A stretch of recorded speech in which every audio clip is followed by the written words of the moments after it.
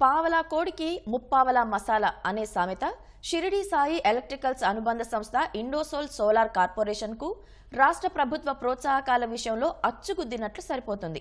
ఆ సంస్థ పెట్టే పెట్టుబడికి రెట్టింపు ప్రయోజనాల్ని కల్పించేలా ప్రభుత్వం ఉత్తర్వులు ఇచ్చింది.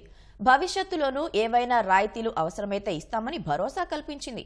గతంలో ఏ పరిశ్రమకు ఇవ్వని విధంగా ఇండోసోల్పై ప్రోత్సాహకాన్ని కురిపించడంపై పారిశ్రామిక వర్గాలు విస్మయం వ్యక్తం చేస్తున్నాయి.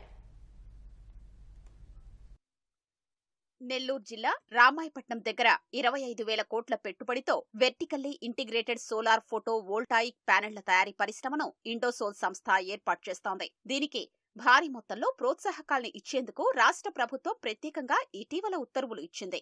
విద్యుత్, రిజిస్ట్రేషన్ ఫీజులు, గనుల లీజులు, చిన్ననీటి చెరువులు ఇలా అవకాశం ఉన్నంత మేర ఇండోసోల్కు కట్టబెట్టింది. భౌతిక, ఆర్థిక ప్రోత్సాహకాలు 50,000 కోట్ల వరకు ఉంటాయని పారిశ్రామిక వర్గాల అంచనా. ఇదే సంస్థ పిఎల్ఐ పథకం కింద విక్రయించిన ప్యానెళ్ల ఆధారంగా కేంద్రం నుంచి రాయితీలు పొందనుంది.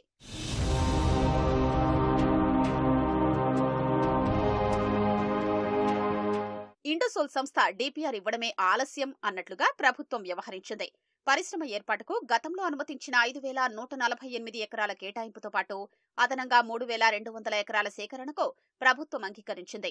ఆ భూముల్ని కాస్ట్ బేసిస్ విధానంలో సేకరించి అప్పగించాలని ఏపీఐఏసీని ఆదేశించింది. లీజు ప్రాతిపదికన భూముల్ని కేటాయించే విధానాన్ని సవరించి అవుట్ రైట్ సేల్స్ విధానంలో నేరుగా రిజిస్ట్రేషన్ చెయ్యాలని ఉత్తర్వుల్లో పేర్కొంది. ఇప్పటి వరకు 2,959.61 ఎకరాల సేకరణకు రెవెన్యూ అధికారులు నోటిఫికేషన్ ఇచ్చారు. అందులో 407 ఎకరాలకు సంబంధించి లబ్ధిదారులకు పరిహారాన్ని చెల్లించి ఆ భూముల్ని ఏపీ మ్యారిటైమ్ బోర్డుకు రెవెన్యూ శాఖ అప్పగించింది. పరిశ్రమ ఏర్పాటుకు ప్రతిపాదించిన 8,348 ఎకరాల్లో 4.87% భూముల్నే రెవెన్యూ అధికారులు సేకరించారు. భూసేకరణ పూర్తయ్యాక ప్రభుత్వం నుంచి అవసరమైన అనుమతులు వచ్చాకే పరిశ్రమ నిర్మాణాన్ని ప్రారంభిస్తారు. ఇండోసోల్ మాత్రం భూసేకరణ కొలిక్కి రాకుండానే 35 ఎకరాల్లో ఒక షెడ్డు ఏర్పాటు చేసి 500 గిగావాట్ల ప్యానెళ్ల తయారీ సామర్థ్యం ఉన్న యూనిట్ను ఉత్పత్తిలోకి తెచ్చినట్లు ప్రకటించింది. ఇంత హడావిడిగా ఉత్పత్తిని ప్రారంభించాల్సిన అవసరమేంటి? ఎన్నికల తర్వాతి పరిణామాల దృష్ట్యా ఇలా చేస్తోందా అనే అనుమానాలు పారిశ్రామిక వర్గాల నుంచి వ్యక్తమవుతున్నాయి.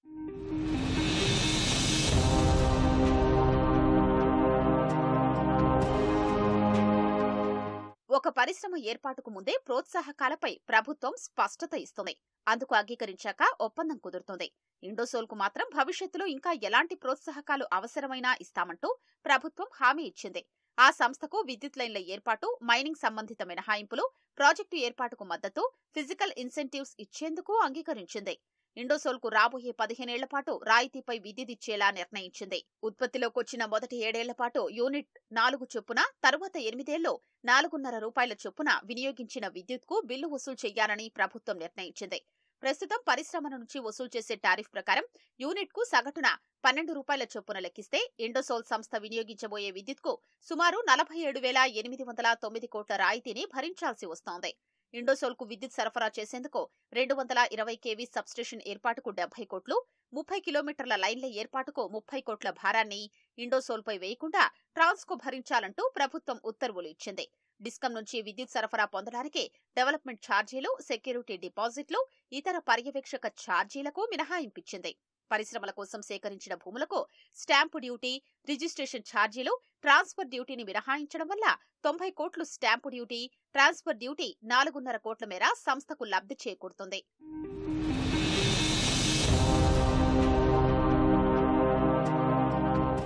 పరిశ్రమ కోసం సేకరించే భూముల విలువ రిజిస్ట్రేషన్ శాఖ నిబంధన ప్రకారం సుమారు 1,200 కోట్లవుతుందని అంచనా.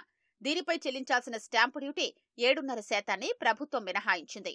ఆ భూముల్ని ఎస్పీవీలు, అనుబంధ యూనిట్లకు భూముల్ని బదిలీ చేసే సమయంలో చెల్లించాల్సిన స్టాంపు డ్యూటీ, రిజిస్ట్రేషన్ ఫీజుల్ని మినహాయించడంతో మరో 100 కోట్ల రూపాయల లబ్ధి చేకూరుతుందని అంచనా.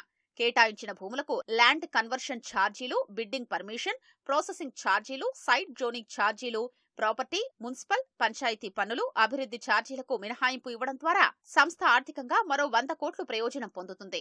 భవనాల నిర్మాణానికి అవసరమైన గ్రావెల్, మట్టి, ఇసుక, road metal, rough stone, boulders, ఇతర చిన్న ఖనిజాలకు రాయల్టీ, సీనరేజీ రుసుము మినహాయింపు వల్ల కనీసం 50 కోట్ల లబ్ధి కలగనుంది. ఆ సంస్థకు మొత్తం ఆర్థిక ప్రోత్సాహకాలు 48,254 కోట్లు ఉంటుందని అంచనా.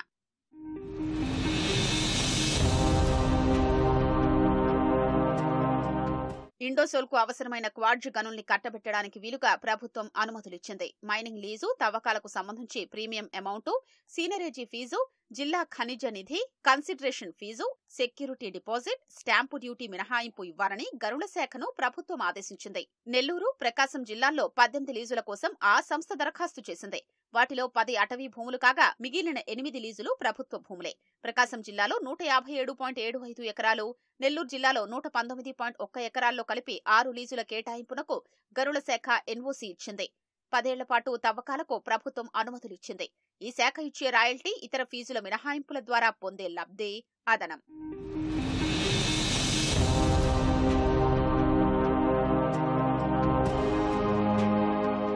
కనిగిరి జలాశయం, సంగం బ్యారేజీ, సోమశిల నుంచి 115 MLD నీటిని పరిశ్రమ కోసం అందించారని పేర్కొంటూనే దీనికి సమీపంలో ఉన్న రావూరు చెరువు, చేవూరు మినీ ట్యాంకు, చెన్నాయిపాలెం చెరువుల్లో నీటిని నిల్వ చేసుకోవడానికి, ప్రాజెక్టు నీటి నిల్వ అవసరాలు తీర్చడానికి కేటాయించే అవకాశాలను పరిశీలించాలని జలవనరుల శాఖను ప్రభుత్వం ఆదేశించింది.